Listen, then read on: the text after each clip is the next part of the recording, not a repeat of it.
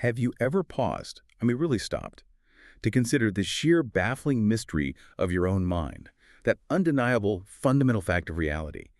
I am conscious. It's this private universe of thoughts, sensations, choices. We all live inside it. But what if, just maybe, those choices aren't entirely your own? Or what if the very reality you perceive is, in some subtle way, shaped or even constrained by forces you're not even aware of? It's a profound question, isn't it? That experience, just being alive, experiencing something, that's maybe the one thing we can know with absolute certainty. And yet what that something truly is and why it exists, well, that remains one of humanity's deepest puzzles, both scientifically and philosophically. Our understanding of consciousness, frankly, it's still in its infancy. The deeper we look, the more questions just seem to pop up about, well, everything, our subjective experience, our place in the universe. Right. And tonight we're not just, casually discussing philosophy and science. We're really marking on this mind-bending quest to understand the ultimate you. What makes you conscious? Are your choices truly yours? Or are you sort of dancing to a tune played by forces maybe beyond your awareness? And now, with technology advancing so fast, will it empower us? Or will it just refine the methods of control? It's a lot to unpack. We're pulling apart academic papers on the basic requirements for consciousness, diving deep into those ancient debates on free will. We're looking at a really thought-provoking documentary that challenges our whole understanding of reality and exploring these fascinating discussions on groundbreaking AI healthcare systems. It's quite a stack of material, yeah. And it really promises to challenge some of our most deeply held beliefs about ourselves and our world. What's truly compelling here, I think, is the sheer breadth of these discussions. It's huge. We're going to explore how consciousness is defined, and it's way beyond just simple awareness, as we'll see. Then we'll grapple with the very nature of our decisions, in the face of scientific determinism, that whole free will thing. We'll look at how societies, how technology can shape our understanding of what's real, and even how AI, like this innovative Dr. Maya GPT system we'll discuss, aims to completely revolutionize personal agency, starting with healthcare. It's a journey, really, from the most internal, subjective human experience all the way out to the broadest external influences, and then back again to how we might reclaim, or maybe just reframe, our sense of control. Okay, let's start there then. At the beginning, or maybe the ultimate mystery, consciousness itself. It seems like even just defining what we mean by consciousness is a bit of a philosophical minefield. It's clearly more than just, being aware of something. Right. Oh, absolutely. That distinction is crucial. Our sources really emphasize that consciousness is far more nuanced than just simple environmental awareness. It includes things like self-knowledge, having intentions, the ability to introspect, that unique capacity to reflect on your own thoughts and feelings. And critically, what philosophers call phenomenal experience, that's the what it's like aspect. Oh, yeah, the what it's like. Yeah. Like what it's like to taste a lemon or feel joy or that sting of pain. Exactly. Just reacting to stimuli like a bacterium moving towards food, that isn't enough. It's the awareness of that awareness that really seems to set conscious beings apart. Many theories, unfortunately, tend to define consciousness by its output, by what it does. Right, by its function. Yeah, but our sources push for something deeper. They urge us to identify the core components needed to actually generate consciousness in the first place. Think about William James, the pioneering psychologist.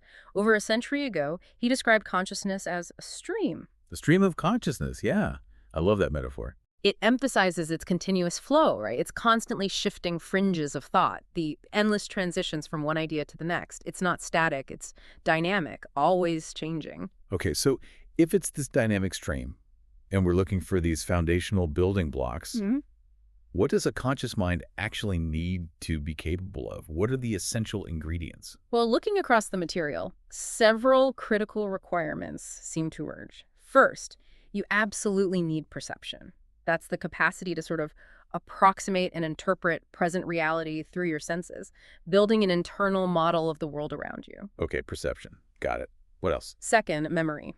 The ability to store that perceptual information, to build up this rich personal framework of past experiences. And it's not just a filing cabinet, right? It's a dynamic archive that constantly informs your present moment. Perception, memory. What's next? Third, building on memory, you need imagination. This is the faculty to consider possible futures, desired futures, to simulate scenarios that haven't actually happened yet. So we're thinking about what if. Exactly. And finally, All of this seems to culminate in a crucial sense of self, the capacity to distinguish you from everything else, where you end and the world begins. And it's this sense of self that then enables perhaps the most active aspect of consciousness, generating desires and decisions about these perceived or imagined realities. Wow. Okay. So it's perception, memory, imagination, sense of self, leading to desires and decisions. It's fascinating how those pieces seem to interlock. Consciousness isn't just a passive observer then. It's actively generating desires, making decisions, even if we don't physically act on them, like in dreams. Precisely. Dreams are a really illuminating example, actually, that our sources explore. When you're dreaming, your conscious mind isn't getting the same input from external reality, obviously, but you are acutely aware of this, well, this non-real imaginary world. And it's a world constructed entirely from your own internal resources, memory, and imagination. Right, you're making stuff up based on what you already know. Exactly. And within that dream, you're still capable of generating desires, making decisions, which lead to imagined behaviors and consequences, all within the dream's narrative. It clearly shows that conscious thought and decision-making can happen quite independently of direct physical action or external sensory input. Memory is absolutely crucial here. It provides that huge reservoir of stored information, the percepts, the experiences that shapes our self-understanding, letting us draw that line between self and non-self. In imagination, then, it sounds like it's the engine of creativity, how we move beyond just what we already know or have experienced. Absolutely. Imagination generates what our sources call non-real memories, or these imagined futures, drawing from this vast pool of possibilities. It's described as a partially random process, a bit like genetic mutation in evolution. Okay, randomness, Yeah. but not pure chaos. Right. You have this randomness generating novel ideas, new connections, maybe weird combinations. But then there's a selection pressure. That's our conscious thought, our reasoning, our desires. They step in to determine which of these creative sparks are actually meaningful or useful or align with our goals. Too much randomness. Pure noise. Too little. Just logic, completely stuck in the past, no real novelty. It's that delicate balance, you know? The critical thinking plus the creative spark that imagination provides, that's utterly fundamental to conscious thought. Without this ability to generate these non-real memories, our capacity to desire things, to decide about potential futures, it would be severely limited. We'd be kind of trapped in the present moment. When you lay out those building blocks, perception, memory, imagination, self, desire, decision, it really makes you wonder, okay, Yeah. if we understand these pieces, then where does consciousness actually live? Is it in a specific spot in the brain? Is it more spread out? Or could it be something that stretches beyond the brain entirely? That is the multi-billion-dollar question, isn't it? It's the focus of intense scientific and philosophical work. And yeah, our sources dive into several prominent theories. So on the neuroscience side, there's the search for the neural correlates of consciousness, the NCCs. Right, the brain activity that goes along with being conscious. Exactly. Identifying specific brain activity patterns that consistently show up when someone is having a conscious experience. We're talking about things like functional connectivity, how different brain regions are talking to each other dynamically, and also these high-frequency gamma band oscillations. They're like synchronized brain waves. Like different parts of the brain humming the same tune. Kind of, yeah. Helping to knit together all the scattered bits of sensory information into one smooth, unified experience. Like seeing a red ball roll, not just redness, roundness, and motion separately. Studies suggest that higher brain areas, especially the prefrontal cortex, the bit involved in planning and executive functions, seem more predictive of awareness than, say, just the primary sensory areas. Activity just in the primary visual cortex, V1, for example. That alone isn't enough for you to be consciously aware of seeing something. It needs wider processing. Okay, so if our brain is this giant hub constantly processing information, is consciousness just the info that somehow gets broadcast to the main control room for us to experience? That sounds a lot like the global workspace theories, or GWT. That's an excellent way to think about it, yeah. GWT, championed by folks like Bernard Bars and Stanislas Dehaene, suggests exactly that. Information becomes conscious when it gets broadcast into this widespread neuronal workspace. And yes, this primarily involves higher-order cortical areas, especially that prefrontal cortex again. It's often described as a sort of winner-takes-all situation. Winner takes all. How so? Well, imagine all this sensory data flooding in. Multiple interpretations might be possible. GWT suggests one interpretation gains privileged access to this global workspace. becoming the focus of our attention, our conscious experience. This helps explain things like those bistable optical illusions, the Necker cube or the face-face picture. Yeah, where it flips back and forth. Exactly. The raw sensory input hasn't changed, but your conscious perception flips between two distinct possibilities. Your brain is essentially choosing one winner to broadcast into your awareness at any given moment. Interesting. And then there's integrated information theory, IIT. That one always struck me as more mathematical, almost elegant in a way. You're right, it is. IIT, developed mainly by Giulio Tononi, is incredibly ambitious. It proposes that consciousness literally is processed information, and it emerges once that information reaches a certain level of complexity and integration. It tries to create a direct, precise mathematical mapping between conscious states and these quantitative descriptions of information integration. It's trying to find the phi value, the measure of integrated information. So it's like trying to find the mathematical signature of consciousness. Pretty much. Grounding consciousness physically in how neurons integrate information. The idea is if we can quantify how complexly information is integrated within a system, maybe we'll find consciousness itself emerging there. It suggests consciousness isn't some fuzzy, nebulous thing, but a potentially quantifiable property of highly integrated systems, almost like a fundamental property, like mass or charge, but for information. Anatomically, it's often linked to a specific area, a posterior cortical hot zone in the back of the brain, where this complex integration might be physically happening. Okay, but I've also heard critiques that many of these theories, GWT, IIT, they describe what consciousness does, or where it might be, but they don't really explain why we have it. This subjective feeling, that's where attention schema theory, AST, comes in, right? It tries to tackle the why. Exactly. Professor Michael Graciano, who's a key proponent of AST, makes that very point. He argues many theories describe consciousness, but don't truly explain the subjective experience itself. AST offers a different angle. It suggests that animal brains evolved an internal computational model, a schema of their own attention. A model of attention. Yeah, a simplified description of what attention is and what it's doing. This model allows the brain to predict and control its attention better.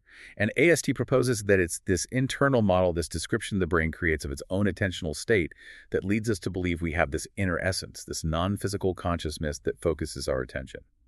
So in AST, consciousness isn't some mysterious extra thing. It's the brain's own, perhaps slightly simplified representation of its crucial attention mechanism. It's the brain modeling itself. Fascinating. So it's like the brain's user interface for its own attention system. But all these ideas, NCC, GWT, IIT, AST, they're still largely focused inside the brain. What about zooming out? What about those more expansive, maybe even mystical theories? Does consciousness exist beyond the brain? And this is where the discussion really broadens out, fundamentally challenging that standard materialist worldview, pushing the boundaries of what we usually think of as science.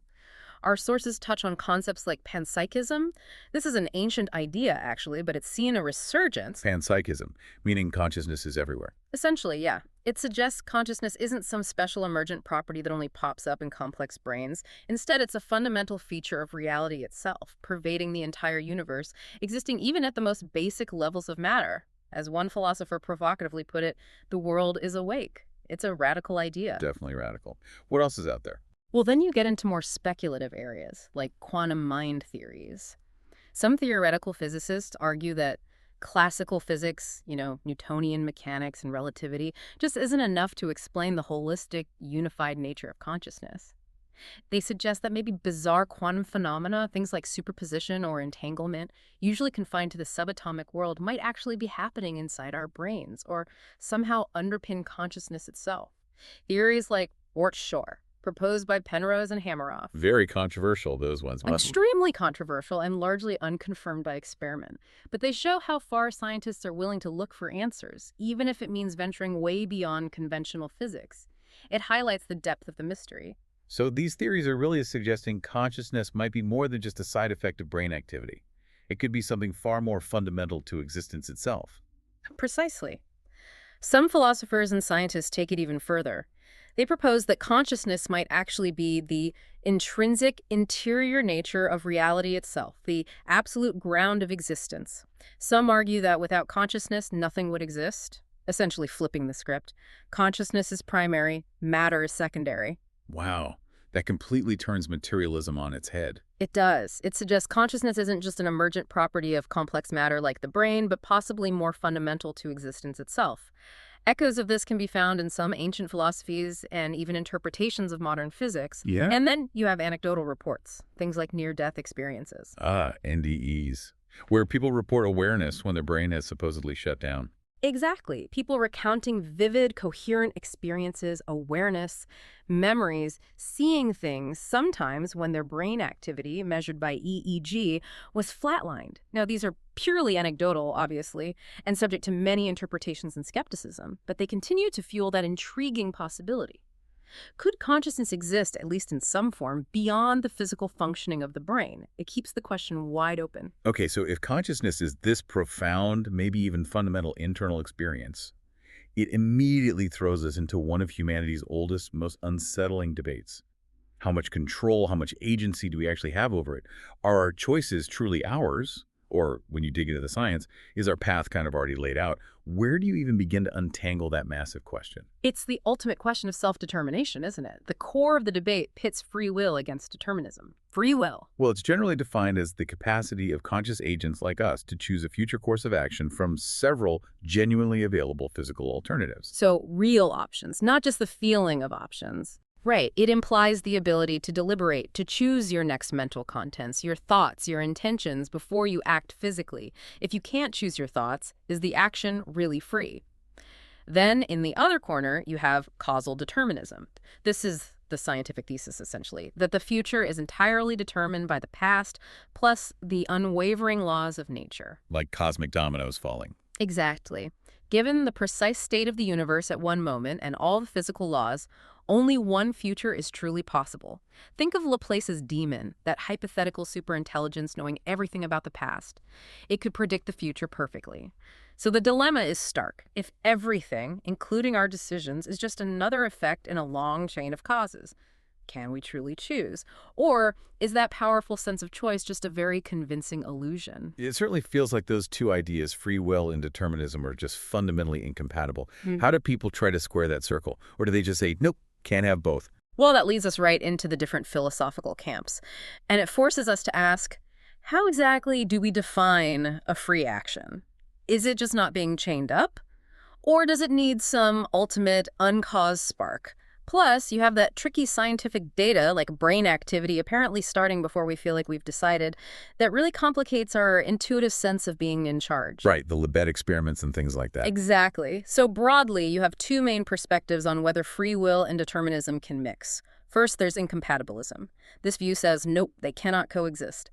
If determinism is true, then we fundamentally lack the ability to make choices that weren't already baked in by prior causes. Full stop. Makes sense. If everything's determined, it's determined. Within that view, you have the causal chain argument. It says true free will requires being the ultimate source of your actions, what philosophers call causa sui, being your own cause.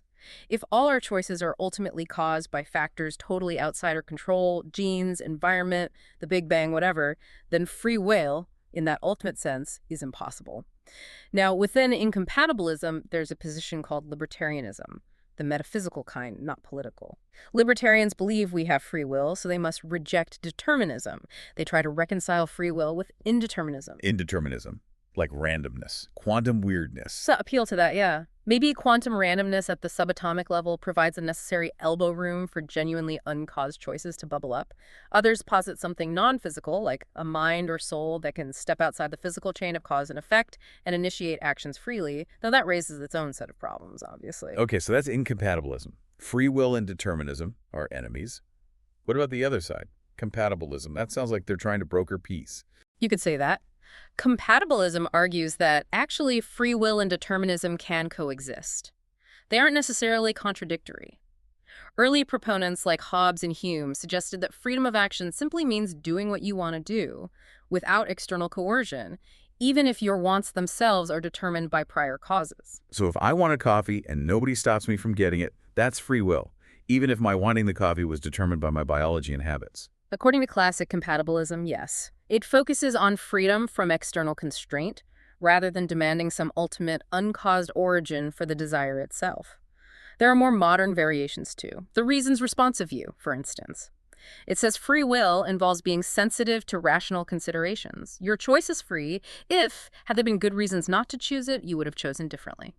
Okay. So it's about responsiveness to logic. Kind of. And then there's Harry Frankfurt's very influential idea of a hierarchical mesh. This gets a bit more complex. Think about it like this. You have first-order desires, like, I want that piece of cake. But you might also have a second-order desire, like, I wish I didn't want that piece of cake, maybe because you're on a diet. Right. The battle between impulse and principle. Exactly. Frankfurt argues you exercise free will when your action, eating the cake or not, aligns with your second-order desire when you act on the desire you reflectively endorse. When you truly want to want what you end up doing, it's about aligning your actions with your deeper values, not just your immediate urges, even if those deeper values were themselves shaped by prior causes. It's a subtle distinction. But then we still have those unsettling neuroscience experiments, like Benjamin Libet's work, that seem to pour cold water on the whole idea of conscious will driving the bus. Ah, yes, the illusion of conscious will. This idea, popularized by psychologists like Daniel Wegner, leans heavily on findings like Libet's. Libet's experiments, famously, showed brain activity related to initiating a voluntary action, like flicking your wrist starting several hundred milliseconds before the person reported consciously deciding to flick it. So the brain decided before you did. That's the controversial interpretation, yeah. It suggests our conscious experience of willing an action might be something that happens after the brain has already initiated the process, a kind of post hoc rationalization rather than the actual cause. It's a profound challenge to our gut feeling of being in charge moment to moment. But surely there are critiques of that interpretation. Oh, absolutely. Critics point out several things. First, does this readiness potential really represent the decision itself or just a preparatory buildup? Second, maybe our deeper conscious intentions set the stage much earlier, influencing these subconscious processes. And crucially, even if an action starts subconsciously, Libet himself noted there might still be time for a conscious veto. We might retain the ability to consciously stop an action that's already brewing, so maybe free will is more like free won't. The debate is definitely not settled. Okay, let's bring in Robert Sapolsky here, the Stanford neuroscientist. He takes a really firm stance, maybe even radical for some. He argues pretty forcefully for no free will. He says everything from our genes to our ancestors' farming methods, even how our mothers sang to us, it all determines who we are and what we do. If he's right, where does that leave our sense of personal agency? Feel bleak? Sapolsky's argument is incredibly comprehensive, drawing on a massive amount of evidence from neurobiology, genetics, environment, culture, everything. He argues, quite persuasively for many, that all human behavior is the inevitable product of these complex biological and environmental factors stretching back, well, basically forever. He uses this concept of distributed causality. Your action right now isn't just caused by what happened a second ago. It's influenced by stress hormones minutes ago, traumas years ago, your upbringing decades ago, your fetal environment, your genes, even the culture your ancestors lived in centuries ago. It's this vast web of influences. So even the parts of the brain we think are S, like the rational prefrontal cortex, even that is infertile. That's his point. He argues the frontal cortex is often seen as the seat of reason, the part freest from genetic dictates. But precisely because it's so flexible and shaped by experience and environment, it's actually highly subject to environmental determinism. Its amazing adaptability lets us learn complex cultural rules, moral codes, etc. But that adaptability doesn't, in his view, magically grant it freedom from the causal chain. It's just shaped by different inputs. So if Sapolsky's view holds, even what feels like a spontaneous choice, a creative impulse, a unique personality trait, it's just the predictable outcome of all these prior interconnected causes, biological, environmental, historical. That's the thrust of his argument, yes. He acknowledges things like consciousness, maybe even religious belief or music, as emergent properties of complex systems. Like wetness emerges from water molecules, even though one molecule isn't wet. But, and this is crucial, he argues, free will is not an emergent property in the same way. For free will to emerge, he says, the individual components, like your neurons, would somehow have to become free from their own deterministic histories and influences. And in his view, they simply don't. Every neuron fires based on preceding inputs and its current state. If you connect this to the bigger picture, Sapolsky's perspective really suggests that our feeling of choice is the complex result of countless causal chains stretching way beyond our awareness. It fundamentally challenges our basic intuitions about self, responsibility, and who's really in control. Okay, if that's true, hypothetically, if free will is an illusion, what are the societal implications? That seems huge. How would we handle things like crime, punishment, praise, blame? Sapolsky doesn't shy away from those implications. He proposes a really radical shift. If there's no free will, then concepts like moral retribution, punishing someone because they deserve it, become meaningless. Blame doesn't make sense. Instead, things like imprisonment would become more like quarantine, a practical step to protect society from someone whose behavior is harmful, like isolating someone with a contagious disease, but without the moral judgment. So manage the behavior, not punish the person. Exactly. The focus shifts entirely from blame and retribution towards understanding the root causes of behavior, the biological, environmental, social factors. We'd invest heavily in prevention, rehabilitation where possible, and creating environments that foster pro-social behavior rather than antisocial behavior. It implies rethinking our entire justice system, our concepts of merit and achievement. It's a massive paradigm shift. Wow. It's amazing, though, how deeply ingrained the belief in free will is. Despite all these scientific and philosophical challenges, it feels almost essential to being human. You're absolutely right. The belief in free will seems to be a cultural universal. You find it across nearly all societies, throughout history. It feels fundamental. Now, there were some early psychological studies suggesting that disbelieving in free will might lead to bad outcomes, more cheating, more aggression. Right, I remember hearing about those. Yeah, but later, larger, more carefully designed studies have really cast doubt on those initial findings. It seems there's no consistent, robust link between someone's philosophical stance on free will and their actual moral behavior day to day. But regardless of the scientific reality or the psychological effects of belief, the experience of making choices, of feeling in control, that seems deeply, perhaps inseparably tied to our belief in free will. It's this powerful, intuitive sense that we are the authors of our actions, even if the underlying mechanisms are still fiercely debated and scientifically slippery. Okay, so we've journeyed through consciousness, through the free will maze. Now let's pivot slightly. We've talked about internal experience and choice, but what if our very perception of reality itself, the rules of the game we think we're playing by, is being actively manipulated? This brings us to the theories of David Icke, a very different and for many, quite unsettling perspective. Yes, this really forces us to ask, how much of what we perceive as objective reality is truly objective, and how much is constructed, not just by our own brains, but by these pervasive cultural, societal, and increasingly technological filters? David Icke's core theory, as presented in our sources, is provocative, to say the least. He posits that the reality we experience daily is essentially an illusion or a perceptual trap. A trap. Designed by whom or what? He argues it's a system meticulously designed, perfected over millennia to keep humanity controlled. And it's orchestrated, he claims, by what he calls invisible forces. The core idea is that a small, hidden group actively manipulates the masses primarily by shaping how they see the world, how they interpret events, what they believe about themselves, their potential, their limitations. How does he suggest this manipulation actually works? What are the tools? He points to several interconnected mechanisms of control. In our modern world, he strongly highlights algorithms. He argues they do way more than just show you ads or news feeds. They predict our cravings, steer our attention, and critically, he says they actively build who we become rather than just reflecting our existing preferences. They shape us. Algorithms building us. What else? Then there's formal education, what he calls state schooling. He views it as a system designed to program perceptions during our most formative years, instilling a specific, controlled way of thinking and seeing the world. The media, naturally, is identified as another incredibly powerful tool, imposing beliefs, constructing what he calls an invisible reality, often without our consent or even awareness. We just absorb it. And he talks about programmed amnesia. What does he mean by that? Yeah, that's a key concept for him. He suggests that cumulatively, all these layers of conditioning, the constant distraction from our digital lives, the sheer volume of stimuli, it all works to silently erode our memory, our connection to a deeper sense of self or history. It traps us, he argues, in this limited, manufactured present, making it harder to question the reality we're presented with. It's like we forget there could be anything else. He also posits that these invisible forces he talks about actually feed off human energy, specifically low vibrational emotions like fear, anxiety, anger, conflict. So perpetuating those states serves their purpose of control.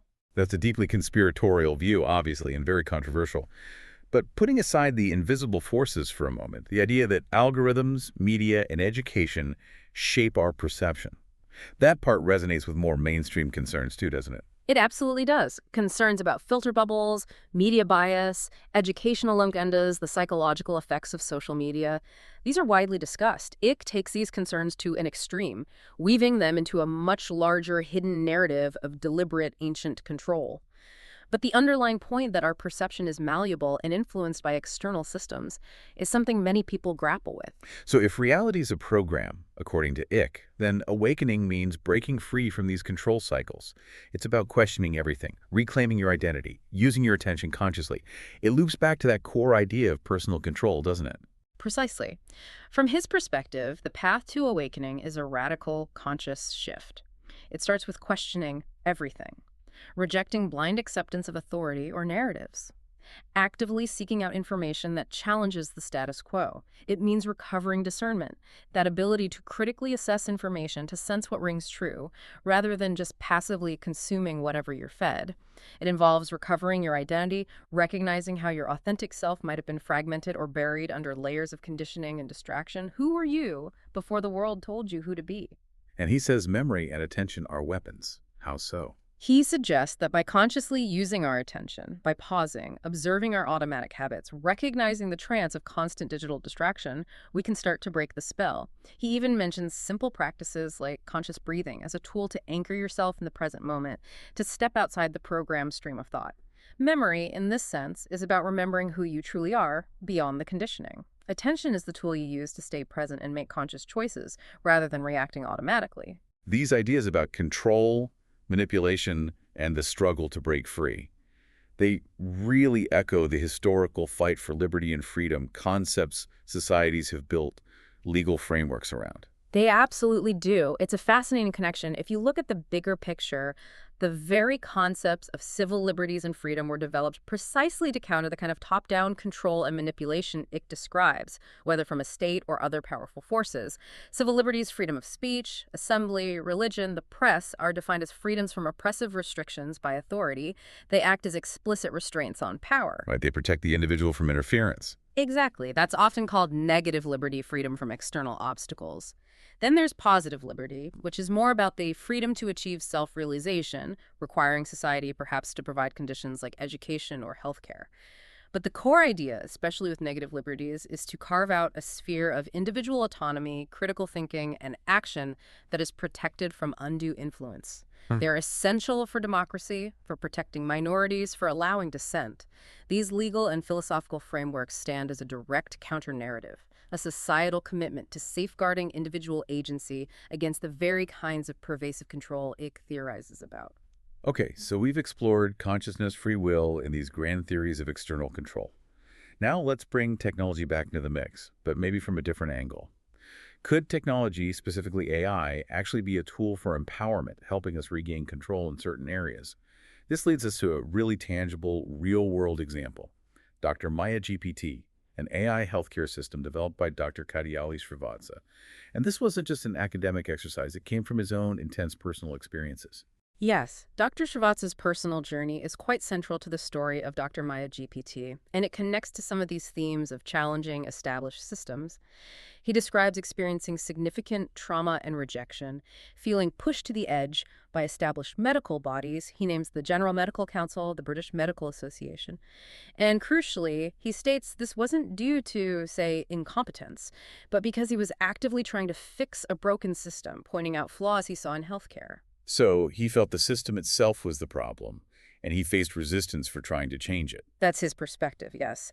And through that difficult experience, he came to believe that an AI like Dr. Maya GPT could potentially offer more compassion, empathy, and non-judgmental advice than most doctors he'd encountered, even including his past self, as he puts it. This really highlights his motivation. A perceived deep need for a new approach in healthcare, one that centers the patient experience and tries to overcome systemic shortcomings. He sees Dr. Maya GPT not just as theory, but as a practical tool to address complex problems, starting with health, but potentially extending beyond. That's a powerful claim. AI offering more compassion than humans in some cases. What are the core features of Dr. Maya GPT? How is it actually designed to empower people and maybe fix parts of that broken system? Well, what's really interesting is its design philosophy. It aims explicitly to complement and empower doctors, not replace them. It's envisioned as a tool to augment human expertise, handling some tasks to free up doctors for others. It offers a very patient-centered interface. It's accessible, it's multilingual, which is huge for breaking down barriers globally. Okay, so accessibility is key. What does it actually do? A major function is self-triage and early diagnosis support. The idea is it can help patients understand their symptoms, assess the urgency, and guide them to the right level of care. Maybe it's self-care, maybe a pharmacy visit, maybe a doctor, maybe the emergency room. This could potentially optimize how healthcare resources are used, reducing unnecessary visits for minor things, getting people with serious issues seen faster. Like a smart symptom checker, but more sophisticated. More sophisticated, yes. It uses what's described as an intuition-inspired design, a layered approach, and a clinically tested triage system. It gives symptom analysis and AI interpretation of possibilities, and uses a clear, color-coded system to show risk levels green, amber, red.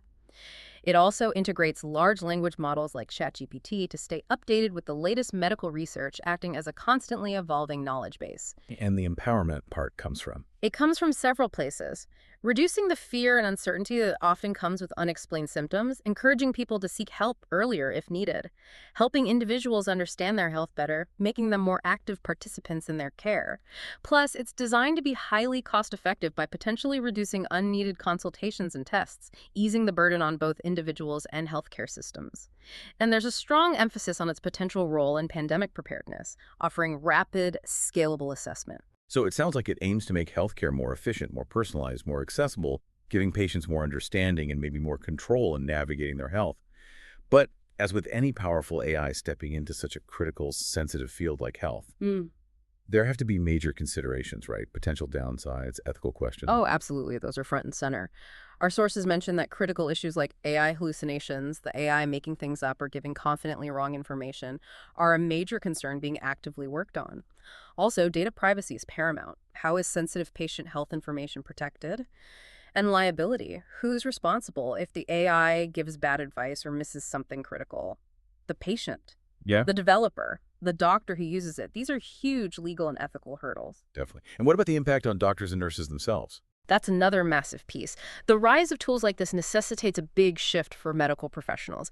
They'll need to really focus on developing and honing the uniquely human skills that AI can't replicate: complex ethical judgment, deep empathy, leadership, navigating ambiguity, building trust.